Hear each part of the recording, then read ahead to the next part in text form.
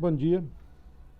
Bom, na última aula, no último vídeo, eu fiz um exercício sobre PG, né? Então, usando é, esta ideia da PG, de como se forma uma PG, tá?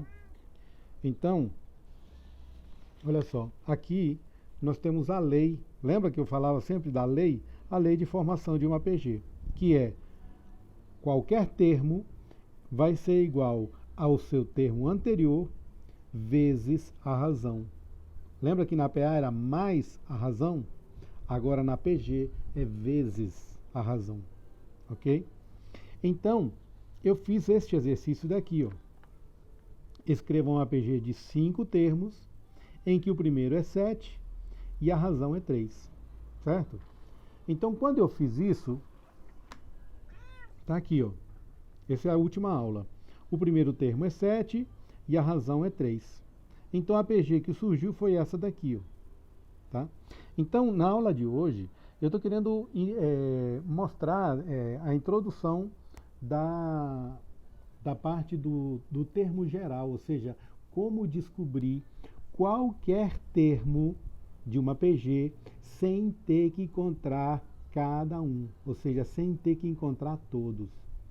Então, se eu tiver apenas o primeiro termo e a razão, então eu posso encontrar qualquer termo, ok? Então, essa é a minha ideia. Eu vou usar este exercício, então, para discutir essa ideia. E aí, talvez na próxima aula eu mostre a lei de formação do termo geral, ok? Então, olha só, da onde que surge essa ideia, né, de descobrir essa lei de formação de termo geral? Da seguinte forma, olha só, quando eu encontro o segundo termo, eu uso o primeiro e a razão, certo?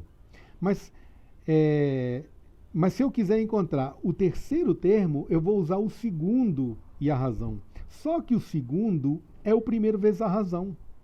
Então, para encontrar o segundo termo, eu poderia dizer, para encontrar o terceiro termo, eu poderia dizer que no lugar do segundo, né, já que o segundo é o primeiro vezes a razão, então eu poderia ter o primeiro vezes a razão, certo? E vezes a razão de novo. Tá vendo? Então, para encontrar o terceiro termo, eu preciso do primeiro vezes a razão e vezes a razão de novo. Tá vendo? Então, eu multiplico a razão. Ou seja, eu multiplico a razão como se fossem dois fatores, tá? A razão e a razão de novo, tá? Então, como é que eu escreveria isso, né? Já que são dois produtos da razão, então isso aqui a gente escreveria assim, ó, A1 vezes a razão elevado a 2, tá? Já que eu tenho dois produtos, então é uma potência elevada a 2. Então, para isso, é importante que a gente relembre os conceitos de potência que vocês devem ter estudado lá na 8ª série, certo? Então, lá na 8ª série, eu lembro que eu dei aula na 8ª série aí na escola, eu falava muito sobre potência, né? Que potência é a representação de um produto. Então, o número de fatores que eu tiver vai ser o expoente da potência. Como eu tenho dois fatores, então o expoente é 2. Então, mostrando isso com números, por exemplo, ó, se o segundo termo é 7 vezes 3, né? O 7 que é o primeiro e o 3 que é a razão, se o segundo termo é 7 vezes 3, então o terceiro termo vai ser 7 vezes 3 vezes 3 de novo. Tá vendo? Então, daqui eu posso descobrir que o terceiro termo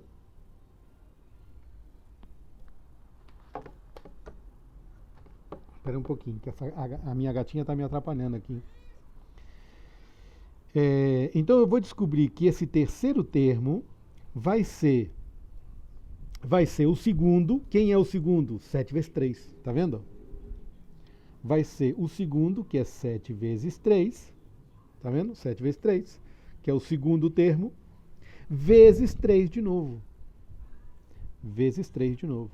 Então, uma outra forma de eu encontrar o terceiro termo é usando o primeiro e uma potência do 3.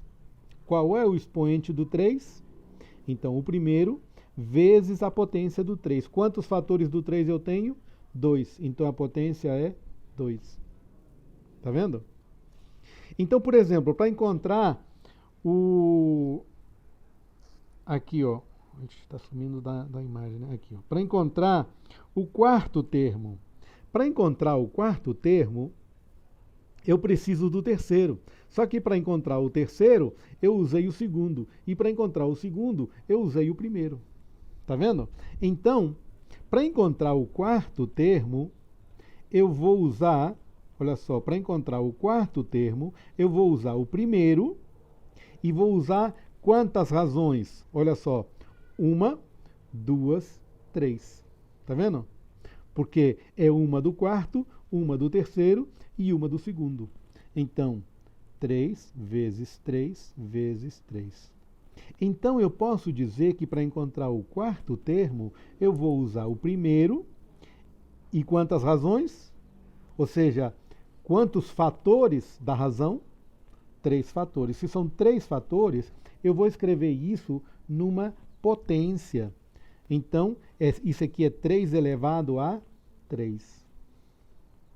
E aí, olha só que interessante, então, o que eu já descobri.